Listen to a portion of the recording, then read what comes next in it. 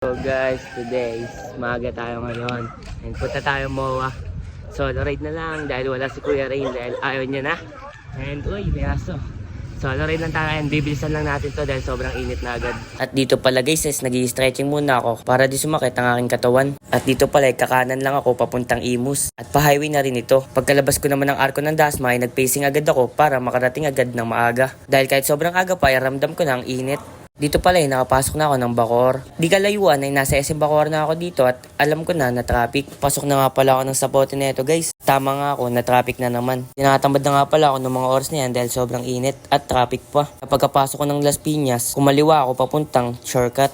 At nandito nga pala ako sa gilid ng expressway. Sa wet market nga pala ako dumaan kaya sobrang putik kaya dahan-dahan lang. Pagkakit ko dito sa overpass, pinilisan ko na agad papuntang MOA. Nasa may MOA na nga pala ako dito at kakaliwa lang papuntang seaside. Pagkarating ko nga pala ng seaside guys, naabutan ko pa yung laps. Napakadami pa nga palang nagbabike dito dahil mga 7 pa lang ito. Pero ibang laps yung ginawa ko.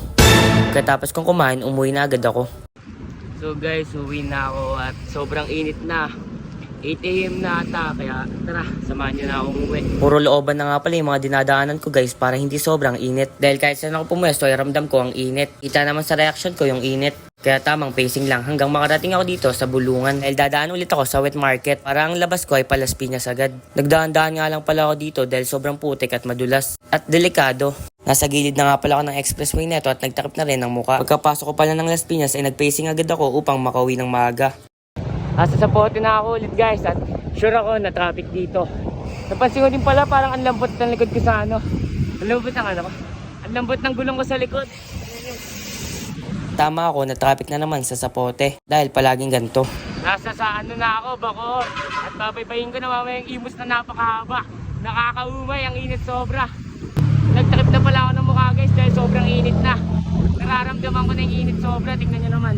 Naabutan nga pala ako ng red light dito kaya sobrang tirik sa akin ng araw. Di kalayuan ay nakapasok agad ako ng Imus. Tinaasan ko nga pala yung pacing ko para makauwi na agad ako dahil sobrang init. Ayoko na nga pala mangitim ng sobra kaya nagtakip na ako. At habang nagpipacing nga pala ako may tumututok sa likod. Shoutout nga pala kay Idol dahil sobrang lakas. Nasa Nabun na ako guys sa may Vista Mall. Sa looban na ako dumaan kasi sobrang init tas ang lalaki ng truck dun. Wala din akong madaanan na ano.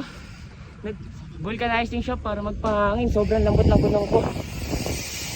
Kaya ang bilis na bilis ko mapagod Init pa, aray.